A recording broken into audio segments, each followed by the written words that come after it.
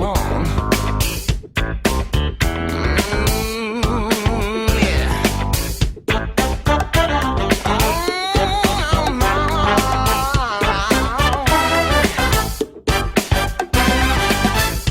Hey, feel the rhythm.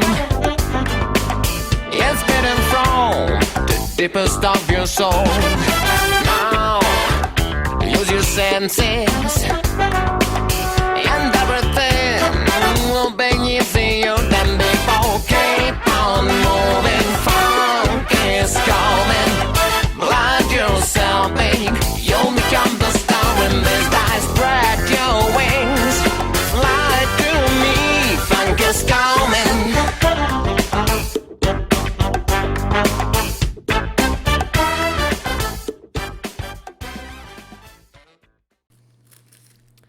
So, here we are, Mr.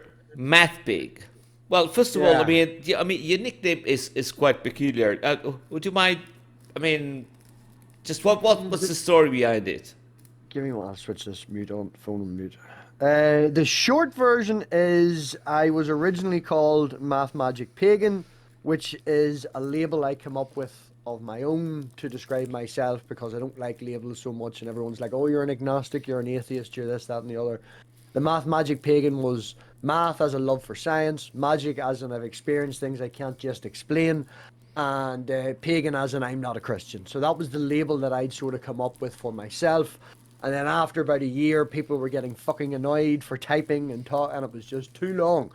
So we decided we would shorten it, and over a bit of banter back and forth, I don't know if you know Doorknob Head, but he came up with MathPig. And during that period, it was when you changed it on YouTube, you were stuck with it for 3 months. You couldn't just change it as often as you wanted to. So I was stuck with it. Somebody made me an icon. Then Digital Hammurabi gave me a shout out with the new name, and it stuck. So that's the short version.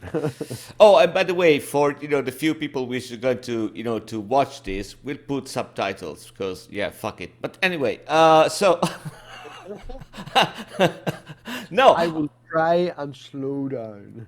No, it's okay. I'm just pulling your leg. No, yeah. The magic part is quite interesting. I mean, before going into something else, you said magic was because of the things you cannot explain. I mean, would you care to elaborate on that part? Because Well, there's just like my mum's side of the family would be very in tune, so to speak. They've always had the idea of the witches in their line and things like that there, and there's certain things that I have, like my mum. There's the story that I've always mentioned on the channel before. Whenever we were younger, back before the internet, we all used to have, you need to go and sneak a dirty mag off the top shelf or something like that. You didn't have any porn online. There was anything like that. So a load of boys, when we were younger, we had one. We moved it around, and the school found out about it. The school told the parents. We then hid it in a place that was no possible way my mother could find it. And we were at my mother's land, well, her grandfather's land earlier that day. We'd spent the entire day there. It's out in the middle of nowhere. Me and we were running around being in the fields, and she was with her partner doing the thing that she does or whatever. And she said she had a dream that night that her grandfather came and told her where it was. She woke me up at 4 a.m. by throwing the fucking magazine and hitting me in the bed. It was like, you fucking told me you didn't have it. And this is in the middle of the night. So whether she sat up all night fucking looking for it, whether she actually did have a dream or something like that. But there's incidences, like personal testimonies. Everybody has experiences that they can't say, I know physically exactly what that is. So it's sort of a lean towards the agnosticism, a lean towards that I'm undecided. Because I can't say for sure that I do know. Oh, okay. Yeah, no, that's interesting. I just want to, to dig a little bit about that. So, I mean, I've watched a little bit of what you do on the internet. I mean, you have a channel. Good channel. Yeah. Well, I mean, you got to start somewhere. So, what I get from that is that it's a weird mixing pot because it seems to be you are. So my impression is that you're not that much interested in the religious topic or per se, but you're more interested in in persons, in the people. And every so often, I mean, you come up with some really peculiar persons. And also on top of that, I think that sometimes you try to go, to have a religious conversation and stuff like that.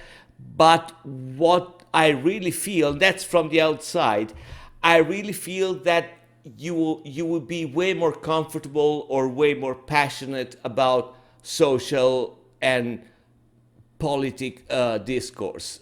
Am I really that off about that? What do you think about all this? The religious one, because in the community where I started out, that is where everybody came together. That is the sort of umbrella label term that we all connected on. Not that we're all the fucking same, but it's what my audience connected on. So it is something that I try to lean back against, lean towards, because that's where my audience came from. So at the end of the day, I want to at least appeal the audience. But as you're correct, I'm more interested in the person. I have had these conversations for fucking, I'm nearly 40. I left religion when I was 11. Drunken nights in the pub since you were 17 or whatever, and all the rest of it. Lots of conversations on this. And what I found is everybody's beliefs are different. They all say, I'm a Christian, or I'm this, and you can say, oh, well, you automatically believe this then because the Bible says so, or you're this label, so you believe this. But I find that every individual is different, and I would much rather talk to the person about why they came to the conclusion that they did and why they believe what they did, rather than what they believe what they did. Because, God, everybody knows what it is. We're all fucking bored with it. I want to know the person. So, but are you more interested in the in the reasons why, or in the process why the person believes in something rather than not? It's the mind. I'm very interested in the actual mind of the person, how they came to the conclusion of that. If you went through an experience that I went through, would you have went the same route? Would you have ended up in the same position? Would you have looked at it the same way? Everybody's experience is different. And that's what I try and do, is try and get into the mindset of the person to try and get a wee insight into them to find out why. Right. Yeah, but I think, that ties a lot into, the kind of education the person had, the kind of society he lived in, So is that an angle you like to explore, or you just... There is things that are standard, as you say, growing up in society and stuff like that. If you're going to grow up in America, you're going to grow up in certain places, you're going to grow up as a Christian. If I interviewed someone from India, they're probably going to be a Muslim or something like that. But I don't have an audience there. I don't have people there, So it is dependent on what they are. So the wider broad strokes, I try to stay away from. What I usually do is I just start a conversation, I let the guest run with it, and then the guest will mention a story or they'll mention something and I'll jump on it. And I'll be like, that's where I want to go, I let them make their statements, I let them say things that I may disagree with, but later down the line, I hope that they say something I can jump on or something that I can push further with. And then that story or that direction is where I hope to stand out, rather than just asking the standard fucking questions. Favorite color, what's this, and all the rest of it, So I mentioned before that, some videos I saw you, and you seem to have a gift for finding, I would say, peculiar persons, for lack of a better term. So there's going to be two questions about it. First of all, how do you find them? And the second question is kind of a deep question.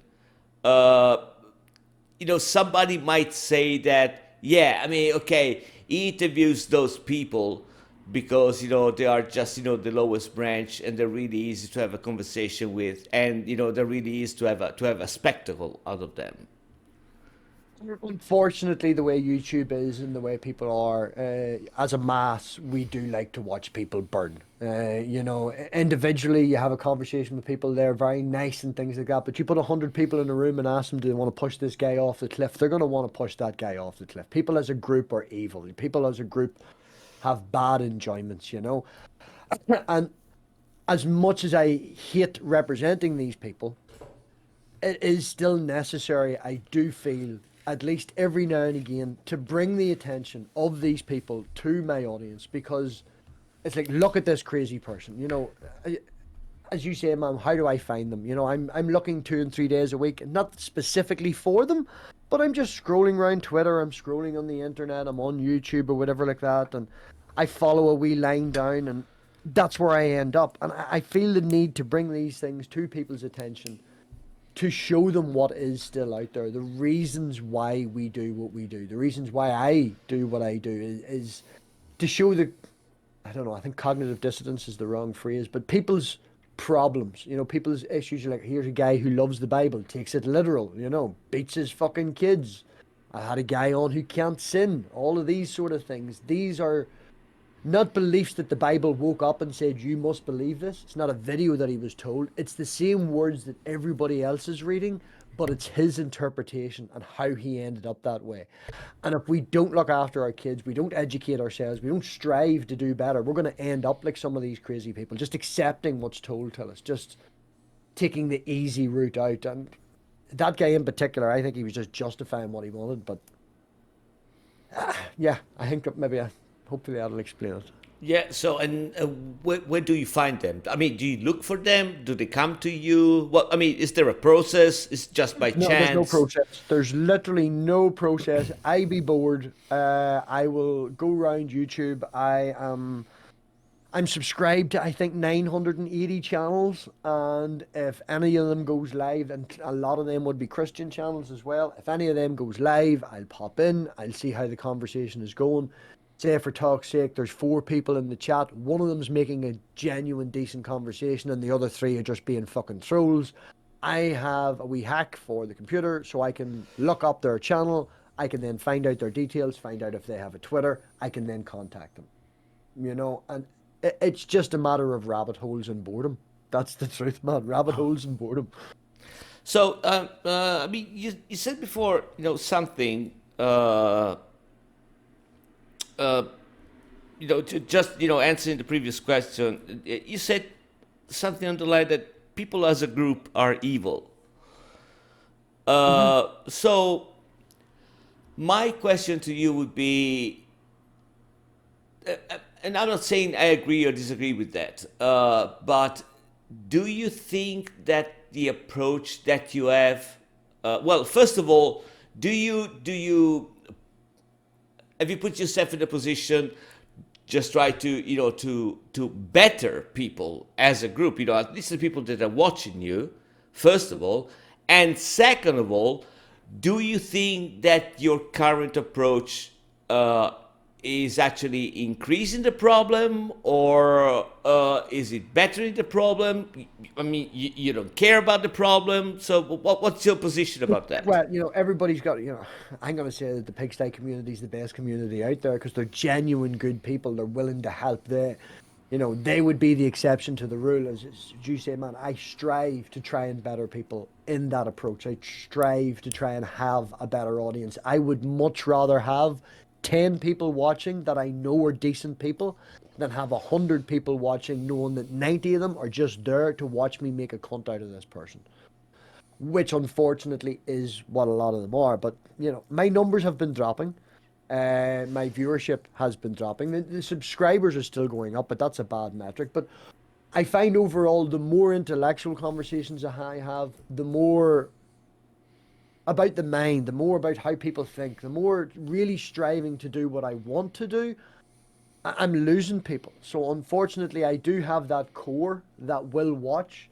but I don't think I'm having an impact either bad or good. I think people just look at it and go, meh. Okay. No, I mean, I understand your point. So you're basically trying to get out of of a situation and try to do something a little bit more constructive or stuff like that. At the end of the day, it's YouTube. At the end of the day, it is YouTube. It's not my real life. It's not how I bring money in. We would all like it if we could fucking make money of sitting here drinking and smoking and having a bit of fun. It would be great if we could all make money off that. But I've no delusions of grandeur. I don't think that I'm going to end up with 100,000 fucking subscribers and maybe £1,000 in ad revenue every month. It's not going to happen. I don't see that happening.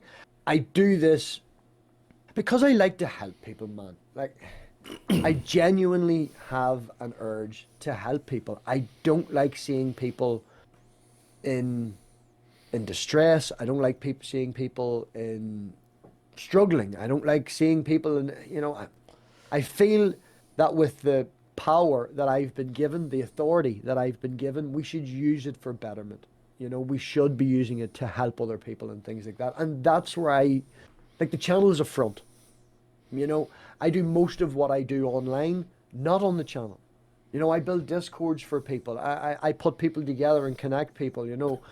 I'll fuck you from a height, ask Wildheart. If you're having an issue and you need someone there at 4 in the morning just to talk to, text me. I'm there. You take advantage of me, I'm gonna fuck you from a height. I'm blunt and I'm honest, but I do have a genuine desire to help people. And I think by spending such a little amount of time helping other people, if you spend a little amount of time helping other people, then that can then be grown. And then, you spend 5 minutes helping someone, they'll spend 10. The next person will spend 15. The next person spends 20, and not lead by example, because fuck me, I'm definitely not a role model. But on that one thing alone, if we can help people, I do believe that we should help people. So, you've been saying a lot, the word community in your reply. For lack of a better word. No. So, no, it's okay. It's fine. I mean, I'm personally a little bit skeptic about, the community concept, at least on YouTube. But from what you said, you do also things around blah blah blah and all these things. So, what I would like to know is, what is your concept of a community, and what do you do? I mean, between the boundaries of what you want to say, what you can say, to actually increase the community. And as a third question, hoping that you will remember that, because you got, You'll have to ask me again. you got the memory of a fucking goldfish. What kind of community are you striving to build? Right. Well, my idea of a community is, I hate that fucking word. I really don't like labels. I don't like labels at all. But I hate the word community. Community is just something that I see. I don't want to sound like an asshole or anything like that, but this is the crack. Whenever you have a channel, you have a fan base, right? And I always said, even when the channel was small, I never had I don't look at it as having fans. I look at it as having friends who feel sorry for me. I would much rather be part of the community rather than leading the community, if you know what I mean. And I use the pigsty community as a thing, but it's the pigsty people who watch. It's the pigsty fan base.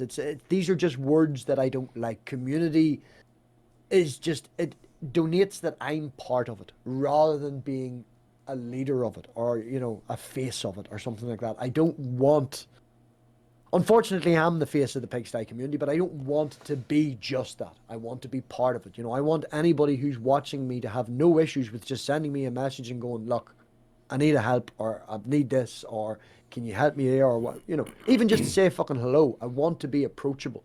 I want to be at that level that the people watching are at. I will never strive to raise myself better, because at the end of the day, the guy watching and me, the only difference is I have a computer and a year's worth of boredom when I was off with COVID. That's it. There's no difference between him and me. I'm no better than anybody else. I'd much rather be part of it than in front of it. So that would be the kind of community that you want to build, right? A community of people willing to help, where they don't see, what is that, socialism, isn't it? Where they don't see a leader. We're all part of the one group, we're just there to help each other.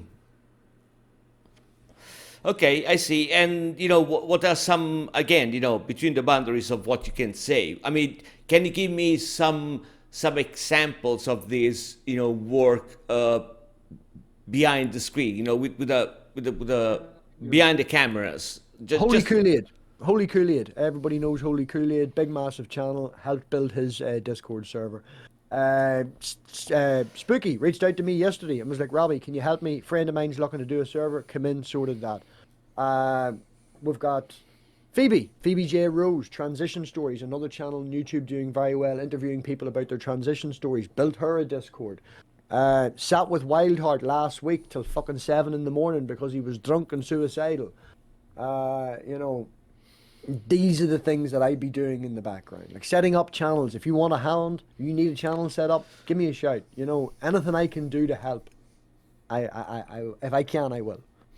So okay, this kind of approach, I think there is a danger in that. You know, at least a danger that I see. It might expose you to.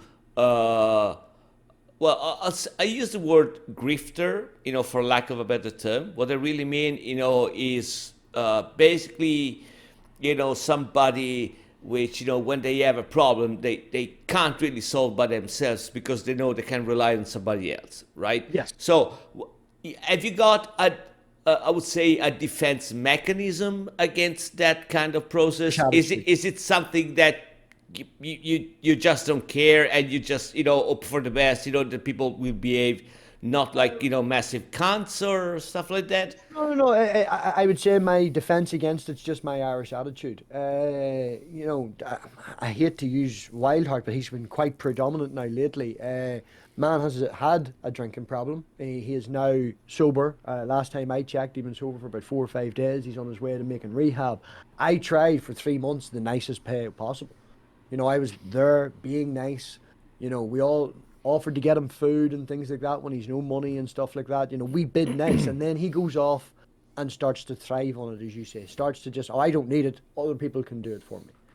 And it got to the point where after last week, where I did stay up all night with him, he was streaming our private conversation. I went fucking apeshit at him. He was that drunk he didn't remember.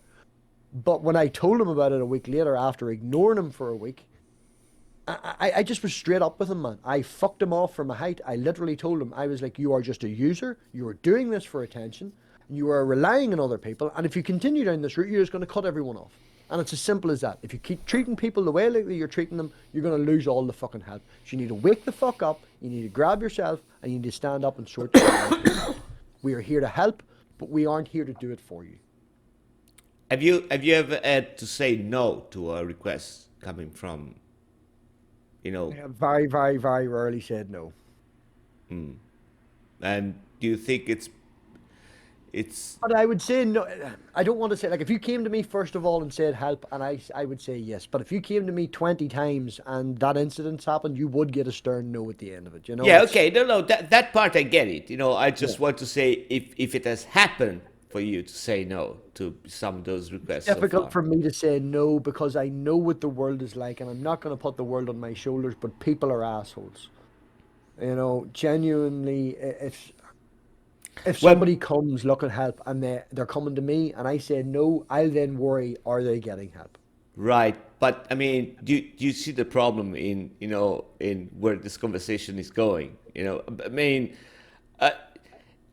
I know it's difficult to say no, especially, you know, with an attitude like you have, but that exposes you like a lot. Exposes me to what? No, it exposes you a lot, you know, to this kind of requests. Yeah. And so I don't know. It takes its toll. I'm not gonna say that it doesn't, but as I described myself to someone else there last week, I will be a bin.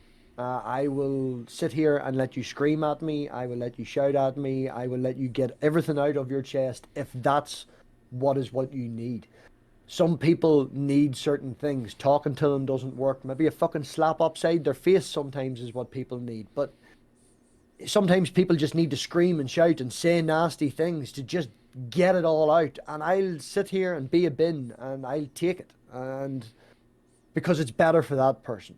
To a certain point, there's certain things I'll react to and certain things I won't. I would consider myself slightly emotionally stinted, as in there's things that would annoy the shit out of 90% of the world out there, and I don't give a shit because it's just an emotional response. I am aware of my emotional responses, but yeah.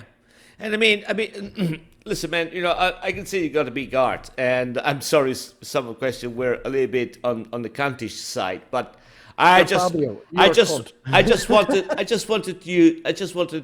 to press you a little bit on that. You know, just cause, you know, sometimes you don't give too much thought about some things, and, you know, it might be interesting to, you know, to just, you know, spit it out. Anyway, we are in the final leg of this conversation. So we have no more than 10 minutes for the 3 questions that I asked you to send me and that you want me to ask you. So those are your I don't want you to ask me them. This is a stipulation of being on the show. it is a stipulation. Yes, it is totally a stipulation. That's the only catch I put on the show. It's got to be 30 minutes and has to be 3 questions that the person wants me to ask. So, the first question that you sent me is, what do you hold most dear in life? And you're speaking about material things. Yeah. To give some context on the questions, just from my point of view, thinking about them, I think this is a great idea, Fabio, the way you do this, because it turns the tables ever so slightly. And as an interviewer being interviewed, it's different because the control is on you. You know, you can push the conversation in whatever direction you want. You can push me as far as you want. Asking these questions, it really goes down to an illness on the person. How honest does that person want to be? You know, how honest is that actual person? Because if I give you 3 questions, what's my favorite color? What's my fucking dog called and shit like that? They're just questions to get on the show. You know, so yeah, just give them context. So good idea, man. I really do appreciate it. Okay, thank you. In relevance to the answer, I even went and got it. And other than pictures of family and things like that, it would be this. Wow. That is every Apollo badge from all the Apollo missions with a wee plaque in the middle and all that there. Right. I got it in the Kennedy Space Station in America. I must have spent about fucking 3 hours looking around that fucking shop till I found something that I fucking liked. It isn't limited edition per se. They did have a limited edition section. But when I went to the limited edition section, everything would be, I'm number 1 of 6 million. I'm Right. number 4 of 5 million. I'm like, well, you're not really that fucking limited, you know? Yeah. That particular one was in a small wee section over in the corner. It was lots of little just 1s and 2s and things like that. And when I asked the lady that was working there, when there's stuff left over, they make stuff up. You know, they'll make a wee package up and they'll make that up. So that may not be limited per se as it has a badge, but they said that they'll stop probably selling that in 2 or 3 months. They'll move on to something else. So that limited amount of period of time that it was for sale, in my mind, makes it limited edition to me. And fuck it, it might be worth money, it might be worth nothing, but sentimental value, considering that I love space and I'm into that. Having all official replica badges of the Apollo ones from NASA themselves that I bought at NASA, yeah, it's pretty fucking special to me. That's fantastic, man. So the second question is, what is the proudest moment of your parenthood? Watching my daughter grow into loving music. Just as a general, as an overall, the thing that came to my mind when I wrote this was, you know, I'm a parent. I'm going to find any excuse to talk about my daughter and say how fucking fantastic she is. So I have to make up a question to do that. And I was thinking, like, when I walked into the living room maybe 3 months ago, she was singing the Doors' Soul Kitchen chorus in the living room by herself. She's 4. You know, she has a love for music. Well, I've bought her 2 guitars. She strums on them and sings I Love You songs and things like that. But when me and my daughter are in the car driving her home, it's maybe an hour journey to drop her off where I meet her mother. And we spend that time in musical education. At the minute, this last weekend or 2, I've started her on Ozzy Osbourne. She's never heard Ozzy before, more of a Metallica. We like Tool, Rage Against the Machine. But I was looking through my old CDs, we had Ozzy, and I was trying to talk to her. We were 20 minutes into the journey and she hadn't spoken. We were on maybe the 3rd or 4th song, and I turned the music down and I was like, honey, are you all right? And she was like, no, I'm fine, Daddy. I'm just listening to the music and thinking. And it's watching her develop a musical interest. Because I know music can be taken in so many different directions. You know, it can be beneficial for kids in so many different ways. But the music that she likes is obviously my music. You know, as we influence our parents and things, as we influence our kids, But that it makes me proud to see my wee girl go, you know, Daddy, can we put on your CDs? I don't like mummy CDs. You know, can we turn this music up? Catching her singing that song, and I watch her. She sings the words. You know, she's very good at picking them up. She's a great wee brain for picking things up, and catching her singing the words to songs and trying to sing along with them. Yeah, that connection that I have with her on a musical level, that would be my proudest moment as a parent. Okay, fair enough. So, and the last question is, I mean, it's really simple. Worst moment on YouTube. Going into debates or discussions with people that I don't fully know. So I've had two instances of them. I have one where I was put in against a Calvinist under the didn't even find out until just before the interview that he was a Christian. You know, they said this guy was coming on to talk or whatever. It was on another channel. They asked me to talk to him.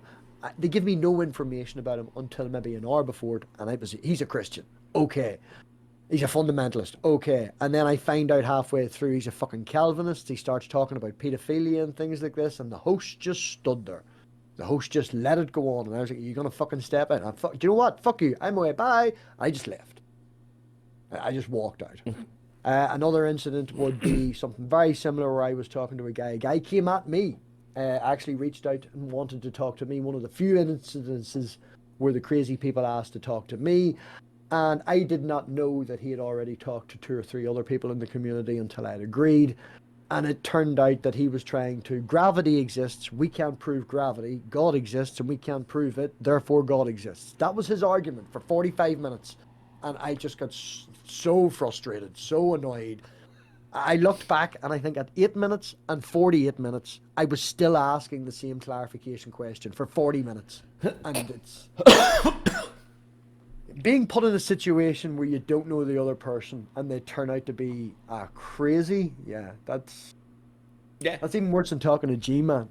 I've done that just the once. No, twice. Okay, man. I think we're done here. Thank you very much for your time. Thank you for your availability. Thank you for your replies. And that's pretty much it. Thank you for asking me, Fabio. I really appreciate it. I don't know why people want to talk to me. I just like to talk, but I appreciate being on. I appreciate you, man. Thank you very much. You're welcome, man. Cheers.